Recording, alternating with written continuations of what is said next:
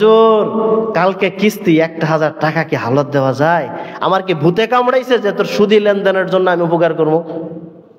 এই সমাজে অনেক লোক আছে এমন, মানে কিস্তি নাই এমন কোনো ঘর নাই বললে চলে। তবে কিছু কিছু মানুষ আছে যারা নিজেদের কোনো ফায়দা নাই, শুধু অপরের জন্য গুনাহ কামায়। এ এসে ধরে, চাচি আমাকে একটা লোন করে দেন, ও এসে ধরে, চাচি আমাকে একটা লোন করে দেন। আচ্ছা বলেন তো, লোন যারা দিবে আর যে ব্যক্তি নিবে এই দুইজনের লাভ আছে? যে নিচ্ছে তার প্রয়োজন মেটানোর জন্য, যে দিচ্ছে তার লাভের জন্য, এই দুইজনের লাভ। কিন্তু মাঝখান দিয়ে আপনি আমি যে সুপারিশ কইরা সাক্ষী হইয়া তাকে লোন তুলে দিচ্ছি, আপনার আমার কি লাভ? তা আপনার আমার যেখানে কোনো লাভ নাই, সেখানে কেন আমি রসুলের অভিশাপের মধ্যে পড়তে যাব? আজ বাদে কাল মারা গেলে আপন ভাই আমাকে চিনবে না, মা আমাকে চিনবে না, বাবা আমাকে চিনবে না, স্ত্রী চিনবে না, সন্তান চিনবে না।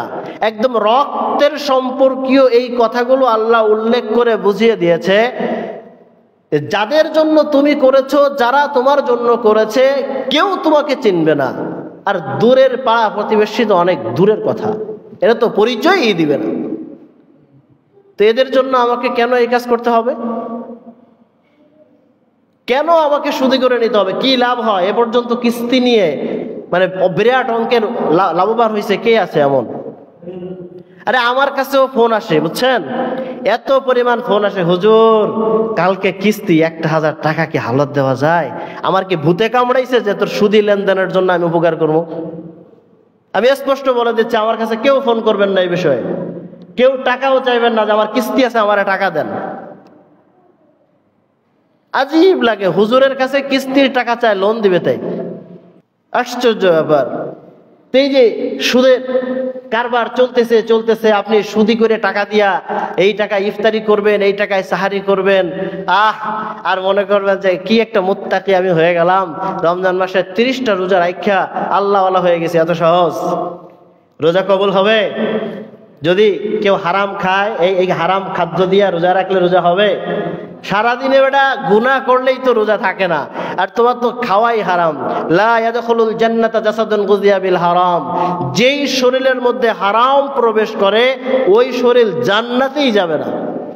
রোজা হওয়া তো বহুত দূরের কথা, তাই না? এজন্য এটা পরিত্যাগ করা, খুব পরিত্যাগ করা চাই। এই লোন করে কেউ ইফতারি খাওয়ানোর দরকার নাই, কিস্তি দিয়ে কেউ ইফতারি খাওয়ানোর দরকার নাই, সাহারি খাওয়ানোর দরকার নাই। তো এটাতে আপনার কোনো লাভ নাই। যারা খাবে তাদের লাভ আছে, পেট ভরবে, কিন্তু আপনার কিচ্ছু হবে না।